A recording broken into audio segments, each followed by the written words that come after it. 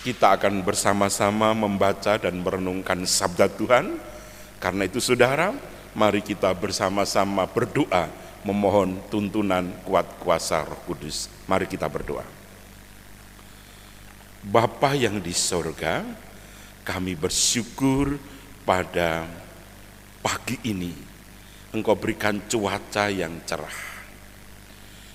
Engkau berikan hari yang baru, hari Tuhan ini. Sungguh kami merasakan kehadiran-Mu dalam seluruh kehidupan kami. Karena itu ya Allah, kiranya Roh Tuhan senantiasa menuntun dan menerangi kami, sehingga kami senantiasa hidup seturut dengan kehendak-Mu. Terlebih saat ini kami akan membaca dan merenungkan sabda-Mu yang kudus. Kiranya Roh-Mu mengurapi kami, sehingga kami bisa melakukannya dengan baik dan benar, dan kami hidup seturut dengan firman-Mu. Segala kelemahan kami kiranya Tuhan ampunkan. Di dalam satu nama Tuhan kami Yesus Kristus kami berdoa. Amin. Saudara yang dikasihi Tuhan, Yesus Kristus damai sejahtera kita. Satu tema yang kita angkat pada saat ini dan kita renungkan dari dua perikop, Markus 6 ayat 30 sampai 34 dan bagian terakhir dari Markus 6 ini ayat 53 sampai 56. Demikian sabda Tuhan. Kemudian rasul-rasul itu kembali berkumpul dengan Yesus dan memberitahukan kepadanya semua yang mereka kerjakan dan ajarkan. Lalu ia berkata kepada mereka, marilah ke tempat yang sunyi supaya kita sendirian dan beristirahatlah seketika. Sebab memang begitu banyaknya orang yang datang dan yang pergi, siap makan pun mereka tidak sempat. Maka berangkatlah mereka untuk mengasingkan diri dengan perahu ke tempat yang sunyi. Tetapi pada waktu mereka bertolak, banyak orang melihat mereka dan mengetahui tujuan mereka. Dengan mengambil jalan darat, segeralah datang orang dari semua kota di tempat itu sehingga mendahului mereka. Ketika Yesus mendarat, ia melihat sejumlah besar orang banyak, maka tergeraklah hatinya oleh belas kasihan kepada mereka, karena mereka seperti domba yang tidak mempunyai gembala. Lalu mulailah ia mengajarkan banyak hal kepada mereka. Ayat 53 dan seterusnya. Setibanya di seberang, Yesus dan murid-muridnya mendarat di Genesaret dan berlabuh di situ. Ketika mereka keluar dari perahu, orang segera mengenal Yesus. Maka berlari-larilah mereka ke seluruh daerah itu dan mulai mengusung orang-orang sakit di atas tilamnya kepada Yesus. Di mana saja kabarnya ia berada.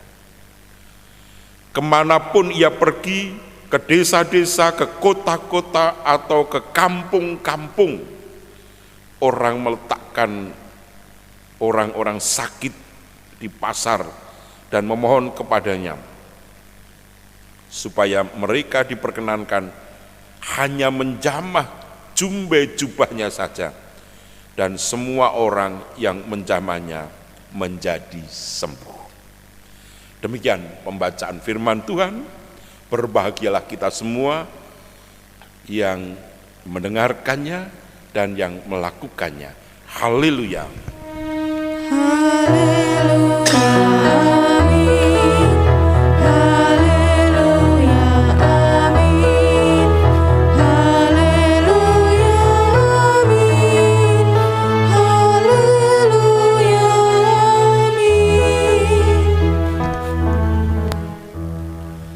saudara yang dikasihi Tuhan,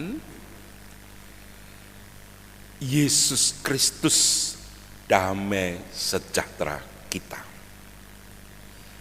Pertanyaannya yang sederhana adalah,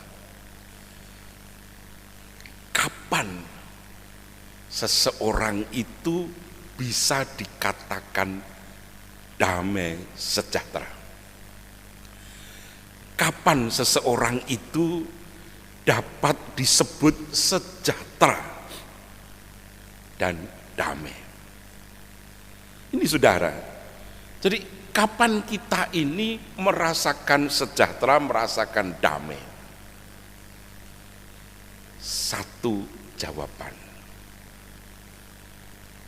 yang sederhana dari kita mungkin, saya sejahtera Pak, kalau kebaktiannya sebentar, khotbahnya sebentar, sejahtera. Nah, bisa jadi. Karena mendengarkan khotbah kalau lama mungkin bosan gitu ya. Jadi sejahtera, ikut kebaktian akan sejahtera kalau khotbahnya sebentar. Baca kitab suci sebentar, amin, wah selesai gitu.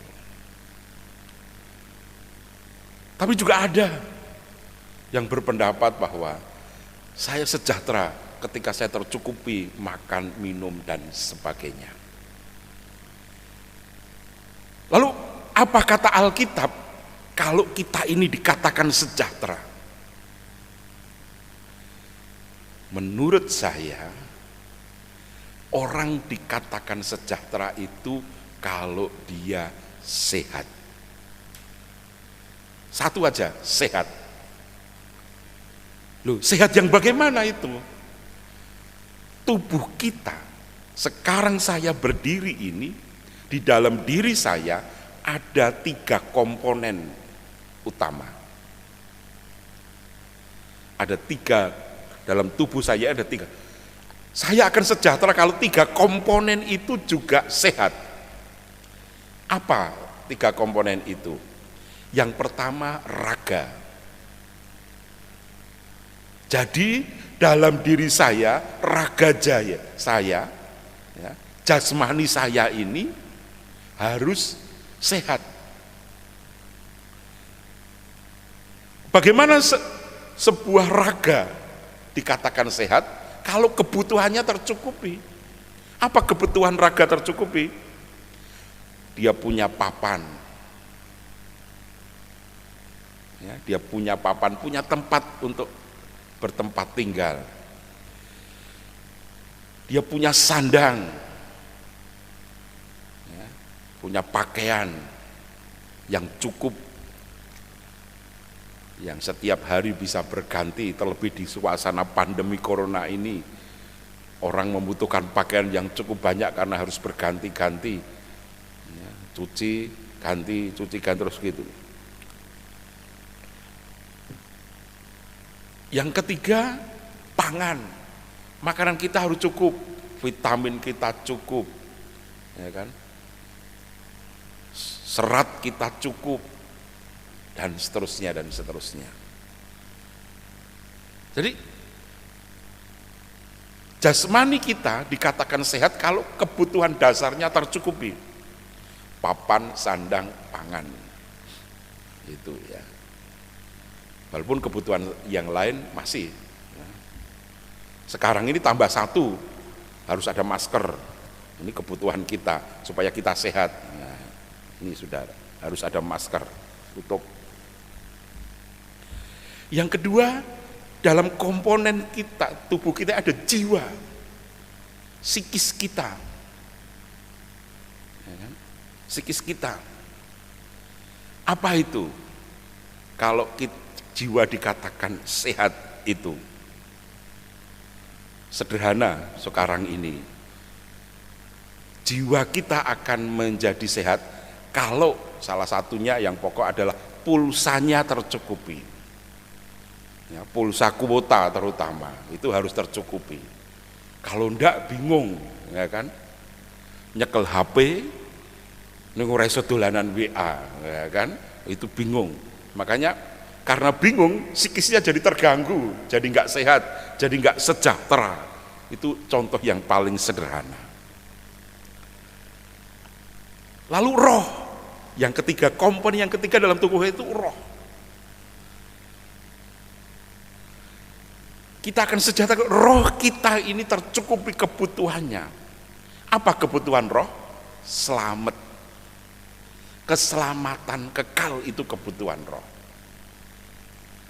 Karena itulah maka kalau kita mau selamat, kalau tadi sehatnya tubuh, papan, sandang, pangan, sehatnya jiwa, ada kebutuhan psikis, yakni ada hiburan, pulsanya tercukupi, gitu ya. Kebutuhan roh apa? Keselamatan kekal. Nah, gimana? Percayalah Yesus sebagai Tuhan dan Juru Selamat. Nah, kalau ketiga-tiganya ini tercukupi, maka orang akan bisa dikatakan sejahtera. Itulah saudara yang dikasih Tuhan. Jadi, kapan kita sejahtera? Manakala tubuh kita ini sehat. Kapan sehatnya? Ketika 3 komponen dalam tubuh kita, jasmani, jiwani kita, rohani kita tercukupi kebutuhannya. Nah, Markus pasal 6 ayat 1 sampai 56 sebenarnya itu menjadi satu kesatuan yang utuh. Walaupun setting ceritanya berbeda-beda. Tetapi untuk bisa memahami siapa Yesus dan bagaimana supaya kita sehat dan siapa kita sebagai keluarga, Markus pasal 6 ini lengkap menjadi satu kesatuan. Apa hambatannya, apa tantangannya, situasinya bagaimana, lengkap sudah di Markus pasal 6 ini, saudara. Karena itulah kalau kita ingin memahami ayat 30 sampai 34, dilanjutkan sampai ayat yang terakhir, ayat 53 sampai 56, sebenarnya untuk memahami itu kita harus memahami ayat 1 sampai 13. Kemarin sudah kita khotbahkan. Mengalami penolakan. Ayat 14 sampai 29 minggu kemarin sudah kita khotbahkan juga. Jelas di situ. Nah, bagian ini sekarang kita melihat Yesus mengatakan kepada kita, segala kuasa di surga dan di bumi sudah diberikan kepadaku. Karena itu pergilah, jadikanlah semua bangsa muridku. Baptislah dia di dalam nama Bapa, Putra, dan Roh Kudus, dan ajarlah mereka untuk melakukan segala sesuatu yang telah kuperintahkan kepadamu. Dari perikop itu di Matius 28 ayat 18 sampai 20 menjadi lengkap pemahaman kita ketika kita membaca Markus pasal 6 ini. Nah, saudara yang dikasihi Tuhan, saya tidak akan berpanjang lebar untuk khotbah pagi ini supaya kita juga sejahtera. Pelajaran apa yang kita dapat dari Markus pasal 6 tadi yang kita baca, ayat 30 sampai 34 dilanjutkan ayat 53 sampai 56 dengan settingan seperti yang saya utarakan itu. Saya mengambil 3 hal, saudara, untuk kita pahami hari ini. Yang pertama, kalau Yesus Kristus itu damai sejahtera kita, maka berharaplah hanya kepada Kristus. Jangan kepada yang lain. Markus pasal 6 ayat 1 sampai dengan 56 menunjukkan kepada kita betapa Yesus berkuasa atas segalanya, berkuasa atas alam, berkuasa atas makanan. Jadi ayat kalau kita baca lengkap itu di situ Yesus memberi makan 5.000 orang dengan 5 ketul roti dan 2 ikan, bahkan sisa 12 bakul besar. 5.000 orang itu yang laki-laki, yang perempuan dan anak-anak tidak terhitung, padahal mereka juga ikut makan. Yesus berkuasa atas segalanya. Jadi atas penyakit Yesus berkuasa, atas kekuatan alam berkuasa, atas makanan semua berkat. Jadi apa yang dibutuhkan oleh tubuh kita, raga, jiwa, dan roh, Yesus bisa sediakan semuanya. Nah, karena itu mari kita hanya berharap kepada Kristus. Berharap kepada Kristus, kita diingatkan 1 Tesalonika 5 ayat 16, 17 dan 18. Bersukacitalah senantiasa. Tetaplah berdoa. Mengucap syukurlah dalam segala hal, itulah yang dikehendaki Allah di dalam Kristus Yesus. Jadi kita bersukacita, kita melakukan senantiasa berserah kepada, berdoa, memohon dan bersyukur. Saudara-saudara, beberapa waktu yang lalu saya pernah berkhotbah bahwa saya pernah diminta untuk melayani gereja setan, tetapi dengan catatan tidak boleh memposting macam-macam tentang pelayanan itu. Nah, saya pernah bertanya kepada dia, kalau saya memposting apa? Hukumannya apa? Hukumannya mati, Pak. Oke deh, saya siap, tetapi saya tetap harus memposting pelayanan saya, karena saya bersukacita diberi kesempatan untuk melayani setan, aku bilang begitu. Tetapi sampai hari ini memang tidak ditindaklanjuti, gitu.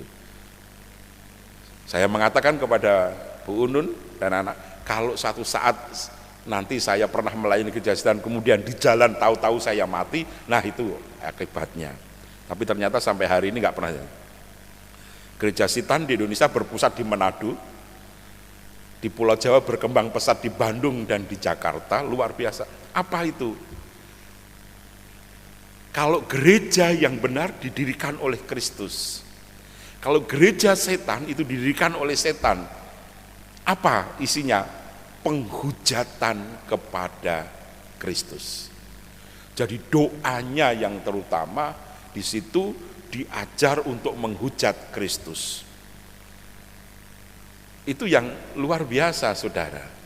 Jadi sebenarnya bagi saya gereja setan justru tidak berbahaya sebenarnya, karena dia ibaratnya manusia yang tidak pernah mengancam kita. Tapi yang dihujat justru Kristus, karena siapapun dia yang ikut gereja setan, berdoanya harus diakhiri dengan penghujatan kepada Kristus. Itulah salahnya, dan kenapa disebut gereja setan. Karena yang menghujat Kristus itu pekerjaan setan. Tetapi itu sekarang digandrungi anak muda, terutama dalam suasana pandemi ini. Kenapa itu digandrungi anak muda sekarang ini? Karena setiap orang, terlebih anak muda yang mau bergabung dengan gereja setan, setiap hari dia disuplai 500.000 rupiah. Bayangkan aja, saudara, kalau setiap hari dia disuplai 500.000 rupiah, maka sebulan dia gajinya bisa 15 juta menjadi anggota gereja setan. Itu yang terjadi hari ini.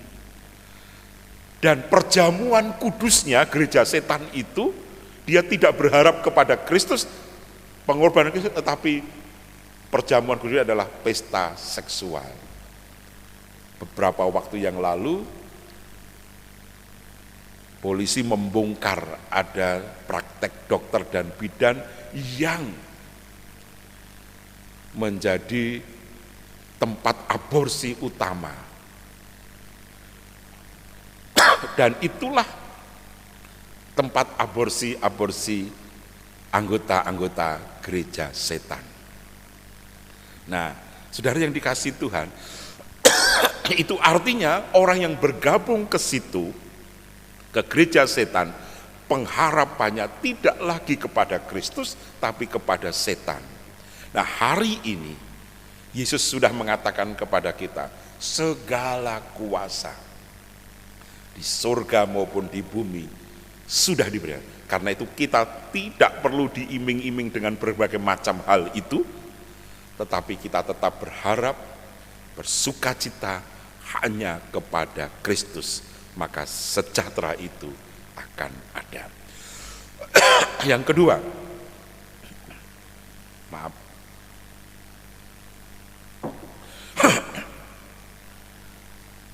yang kedua, saudara yang dikasihi Tuhan, mari kita berlaku benar. Jadi kalau kita ini menjadikan Kristus itu sumber sejahtera kita, maka kita harus berlaku dan bertindak benar. Kenapa demikian, saudara? Kristus sudah memberikan contoh kepada kita bagaimana kita Kristus itu berlaku benar, sekalipun Kristus itu ditolak. Kristus sudah berbuat baik, dia ditolak. Sekalipun ditolak, dia tetap melakukan yang benar sesuai dengan panggilannya. Ia tetap mengajar, ia tetap memberitakan sukacita, ia menyembuhkan, ia memberi makan, dan sebagainya dan sebagainya. Kristus tetap melakukan yang benar. Demikian juga kita. Sekalipun orang lain mau mengatakan apapun tentang kita, no problem. Tetapi kita harus melakukan yang benar. Jangan ikut-ikutan berlaku salah. Jangan ikut-ikutan menghujat Kristus. Prinsipnya begini, saudara. Kita tidak bisa meminta seseorang untuk mendukung dan mengasihi diri kita. Saya tidak bisa meminta saudara harus mengasihi saya, enggak bisa. Itu hak saudara, hak prerogatif saudara. Tetapi saya juga tidak bisa melarang saudara untuk membenci saya, enggak bisa. Kita tidak bisa melarang orang lain untuk orang lain membenci kita, enggak bisa. Kita juga tidak bisa meminta orang lain supaya orang lain mencintai kita, enggak bisa. Lalu apa yang bisa kita lakukan? Mengasihi orang lain itu, berbuat yang baik kepada orang lain itu. Nah, Kristus itu melakukan untuk itu, saudara.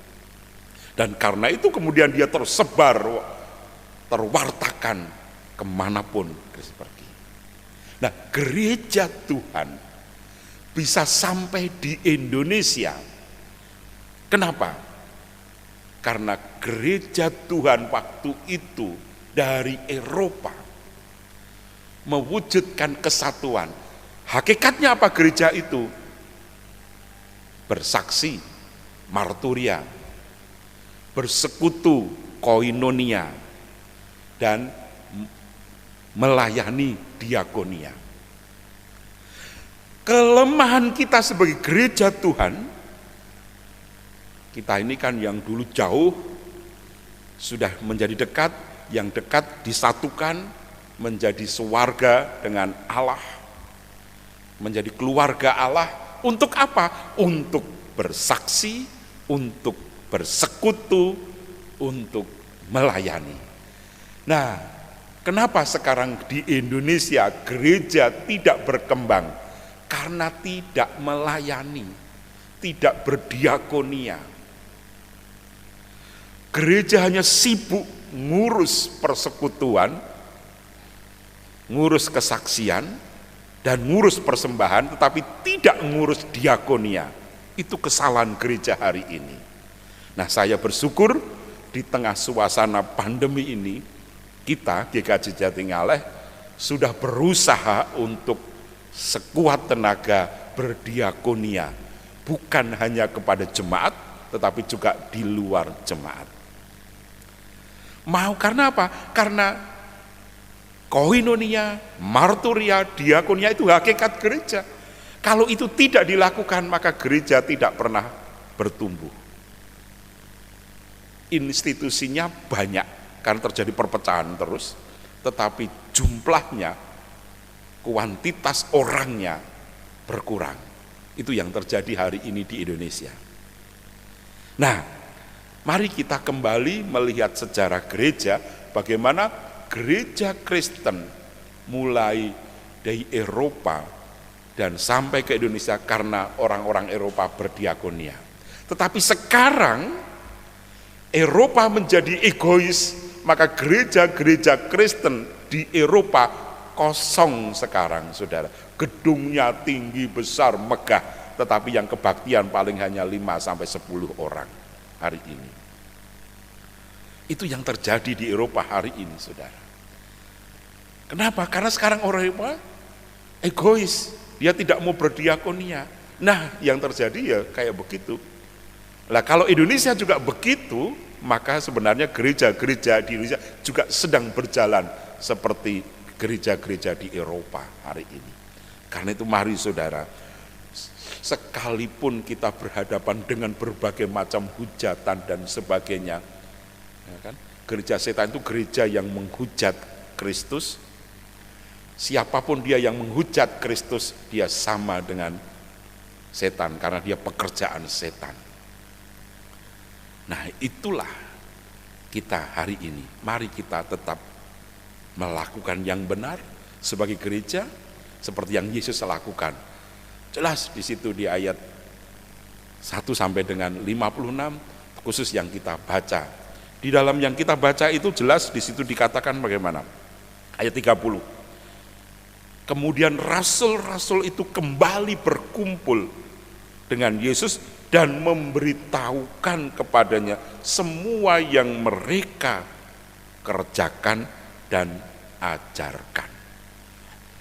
Jadi ayat-ayat yang lain disingkat oleh Markus dengan ayat 30 ini. Komplit ini sudah. Para murid yang tadinya diutus untuk mewartakan dan memberitakan sukacita, damai sejahtera itu sekarang kembali. Lalu gimana? Kemudian rasul-rasul itu menceritakan apa yang mereka kerjakan dan yang mereka ajarkan. Nah, apa itu? Ayat 1 sampai 56 itu. Nah, itu yang juga akan kita lakukan. Yang terakhir, saudara yang dikasih Tuhan, ayat 30 tadi dong, maka kalau Kristus itu sumber damai kita, mari kita juga mengajarkan. Ya, kita juga mengajarkan dan kita memberitakan. Jadi kita tidak hanya ngomong doang,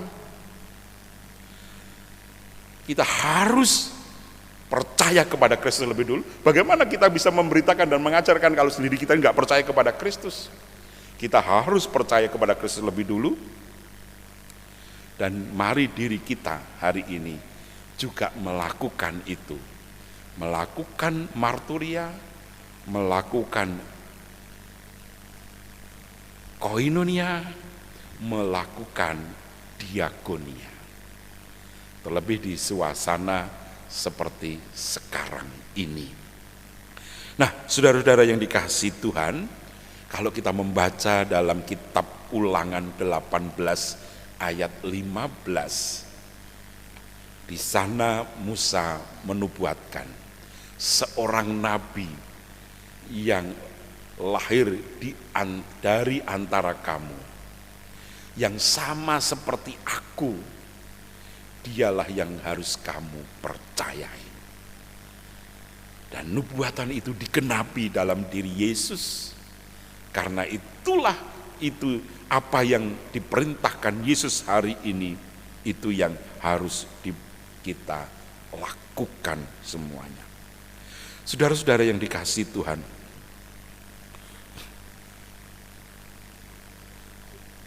ketika umat Allah pulang dari Mesir menuju ke tanah terjanji, di padang belantara, umat Allah diberi makan oleh Allah dengan roti dari sorga yang disebut mana. Lauk yang dari sorga yang berwujud burung puyuh, dinaungi dengan tiang awan sehingga tidak kepanasan, dan terus mendapatkan penerangan dari sorga dengan tiang api di waktu malam. Nah, saudara-saudara yang dikasihi Tuhan, bagaimana dengan kita? Yesus memulainya membentuk keluarga itu juga sama. Yesus memberi makan 5.000 orang di padang gurun dengan roti dari sorga. Karena dengan 5 ketul dan 2 ikan, 5.000 orang tercukupi. Sama, dari mana roti itu kok menjadi sisa 12 bakul? Dari sorga. Mujizat itu. Berarti kita hari ini yang menjadi keluarga Allah, kita juga akan dipelihara oleh Allah, dicukupkan oleh Allah, dan itu yang tentu menjadi mujizat besar bagi kehidupan kita. Ingat, ketika Yesus berhadapan dengan para murid, Yesus mengatakan kepada para murid, kamu harus memberi mereka makan. Jadi para murid usul, guru, orang-orang ini segera suruh pergi ke desa-desa supaya dia bisa mendapatkan makanan, karena seharian sudah enggak makan. Mumpung hari masih padang, belum gelap, kalau gelap nanti sudah enggak bisa. Apa yang dikatakan Yesus dengan usulan itu bagus sebenarnya usulannya secara manusiawi, nalar, logik. Tapi Yesus tidak mengatakan ya, tapi Yesus mengatakan kamulah yang harus memberi mereka makan. Nah, sekarang juga begitu. Banyak saudara kita yang hari ini karena pandemi corona tidak bisa makan.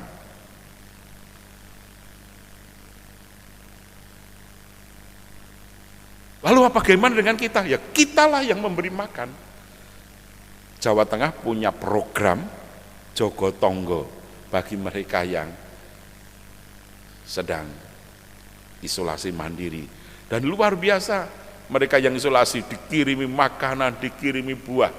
Nah, kalau orang lain saja yang tidak Kristen bisa seperti itu, apalagi yang kita yang jelas menjadi bagian dari hakikat kita. Kamulah yang harus memberi mereka makan. Mari saudara yang dikasihi Tuhan, kita ini tidak hanya sekedar mengajarkan dan memberitakan, tetapi kita juga melakukan. Amin. Mari kita bersatu.